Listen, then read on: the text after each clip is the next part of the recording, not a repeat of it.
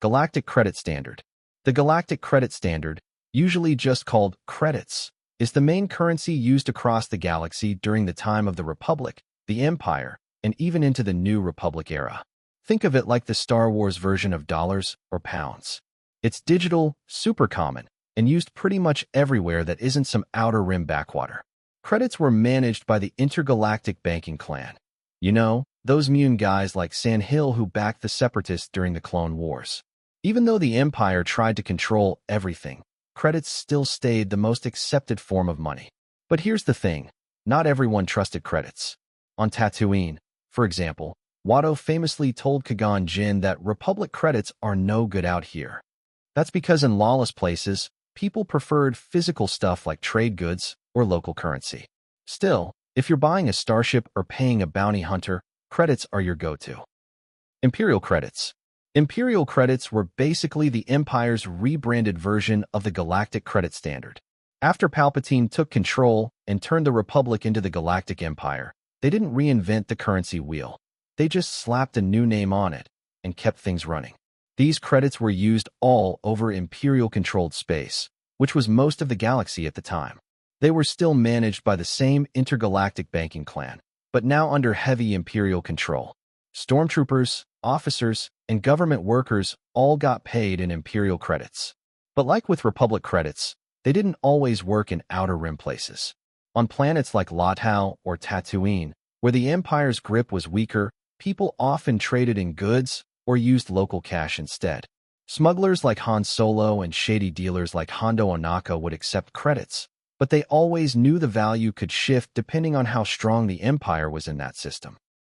Separatist credits. Separatist credits were used by the Confederacy of Independent Systems during the Clone Wars. Basically, when Count Dooku and a bunch of star systems broke away from the Republic, they needed their own money to keep things running. These credits were backed by powerful groups like the Techno Union and the Intergalactic Banking Clan. Yep, the same shady financiers that played both sides of the war. Nute Gunray and the Trade Federation also had a big hand in pushing this currency. Separatist credits were mostly used in Separatist-controlled space, which included planets like Geonosis and Mustafar. But here's the catch. They lost all value fast after the Clone Wars ended and the Empire rose. Anyone caught holding onto them after that? Yeah, not a good look. Even during the war, most bounty hunters and smugglers didn't fully trust them unless they were deep in CS territory. They were more political than practical. New Republic credits. New Republic credits were the official currency used after the fall of the Empire when the New Republic took over. These were meant to replace Imperial credits and bring some order back to the galaxy's economy. The credits were issued and backed by the New Republic government, which originally set up shop on Chandrila and later moved to Hosnian Prime, before it got blown to bits in The Force Awakens. These credits worked pretty well in the core worlds and any system that was loyal to the New Republic. Leia Organa, as a senator and later as a resistance leader, was closely tied to this new government and its currency. But, like always, Outer Rim systems didn't fully trust it. Places like Navarro still preferred to deal in other currencies, especially for jobs off the books. Still, if you were operating legally, New Republic credits were the standard for trade, taxes, and payment. Mon Cala credits. Mon Cala credits are a localized currency used on the oceanic planet Mon Cala, home to the Mon Calamari and the Quarren species. These credits were mostly used for trade within Mon Cala's system, especially before and after the rise of the Empire. During the Clone Wars, Mon Cala backed the Republic and later became a huge supporter of the Rebel Alliance, thanks to leaders like Admiral Raddus and Admiral Akbar. Because of that, Mon Cala credits had some trust in New Republic territories. They're not widely accepted across the galaxy like Galactic credits or even Calamari Flan, but in certain areas, especially near Mon Cala or in trusted Rebel-aligned zones, they're totally legit. The credits themselves are digital but tied closely to the resources of the planet, like starship manufacturing and seafood trade. If you were buying Mon Calamari tech or gear, these credits were as good as gold, at least locally. Tatooine trade coins. Tatooine trade coins are a form of local currency used on the lawless desert world of Tatooine. Since Tatooine isn't part of the Republic, the Empire, or the New Republic, it never relied on standard galactic credits. Instead, locals used trade coins minted by merchants, crime lords, or even city officials like those in Mos Espa or Mos Eisley. These coins were physical, usually made from cheap metal, and held value only because the local population accepted them. Watto, for example, wouldn't take Republic credits from Qui-Gon Jinn because they were useless on Tatooine. He wanted something that worked locally, like trade coins or valuable goods. These coins were often used in markets, pod races, or by traders selling junk, droids, and spare ship parts.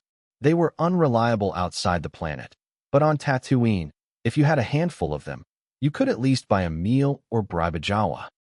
Spice. Spice isn't a currency in the traditional sense, but in the Star Wars galaxy, it might as well be. Spice is a catch-all term for a range of valuable, often illegal substances mined or refined on planets like Kessel, Obadiah, and even Tatooine. The Pike Syndicate, seen in the Clone Wars and the Book of Boba Fett, ran a huge chunk of the spice trade, especially out of Kessel. While not officially money, spice was so valuable that it was commonly used in bartering, especially in places where credits meant nothing.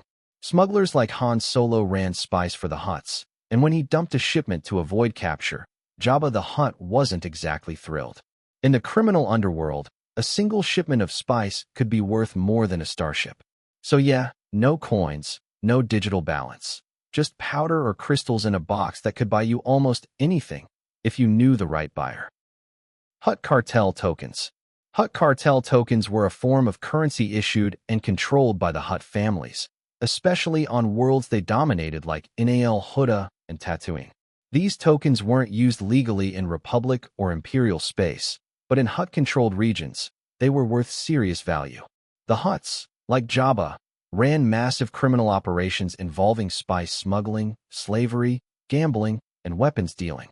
They paid smugglers, bounty hunters, and enforcers using these tokens, which were usually physical coins stamped with Hutt symbols or clan markings. Think of them like pirate gold, but for gangsters. They held real value in the black market, especially among groups loyal to the Hutts. Boba Fett, Bossk, and other bounty hunters would often accept them for jobs. These tokens weren't just money. They were also a sign that you were doing business with the Hutts, which could be good or very, very bad. Outside Hutt space, though, good luck spending them.